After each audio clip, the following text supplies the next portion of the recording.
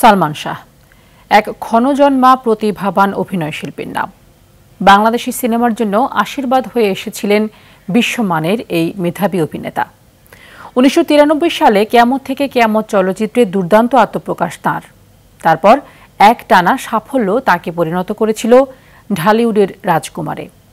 মাত্র ৩.৫ বছরের ক্যারিয়ারে সালমান শাহ পৌঁছে গিয়েছিলেন জনপ্রিয়তার তুঙ্গে।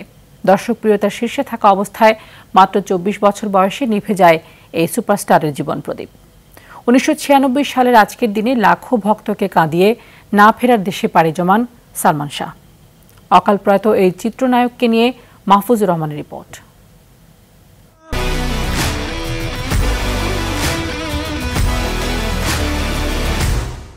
বলে ছেলে নাম করবে, সারা পৃথিবী তাকে মনে রাখবে।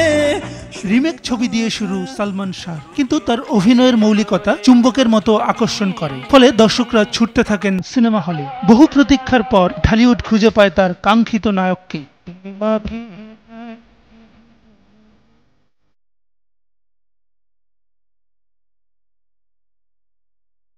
চলনে বলনে ফ্যাশনে অ্যাকশনে এত আধুনিক অভিনেতা যেন আগে কখনো দেখেনি ঢাকার ফিল্ম ইন্ডাস্ট্রি। রাতারাতি জনপ্রিয়তার সব রেকর্ড ভাঙতে থাকেন সালমান। তার অভিনীত ছবি যেমন বক্স অফিস কাঁপাতে থাকে, তেমনি দর্শক হৃদয়ে ঝড় তুলতে থাকেন তিনি।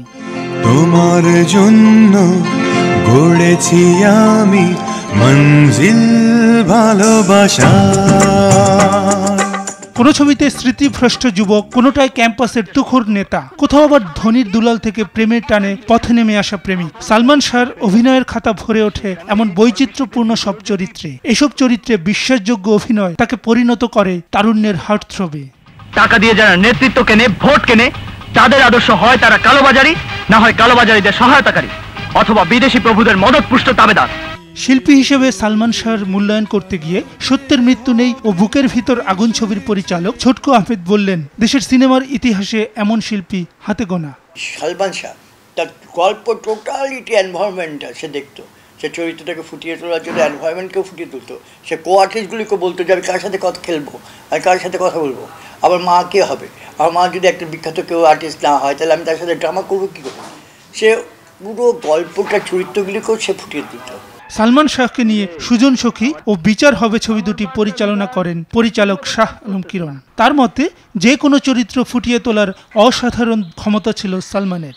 আমরা যারা নির্মাতা তাকে নিয়ে কাজ করে আসলে উপলব্ধি করতে পেরেছি যে আসলে সে খুব ভালো একজন অভিনেতা ছিল, বাট আমরা তার পরিপূর্ণ অভিনয়ের জায়গাটা দেখতে পারলাম না বা জনগণকে দেখাতেও পারলাম না। নায়কের একঘেয়ে সংজ্ঞা পাল্টে দিয়ে যখন নতুন করে ইতিহাস লিখতে শুরু করেছেন সালমান শাহ, তখনই ১৯৯৬ সালের ক্যালেন্ডারে কালো দিন হয়ে আসে ৬ই সেপ্টেম্বর। একটি মৃত্যু সংবাদ চিরদিনের জন্য বদলে দেয় ঢালিউডের গতিপথ। সিনেমা শিল্প হারায় তার অন্যতম শ্রেষ্ঠ নায়ককে।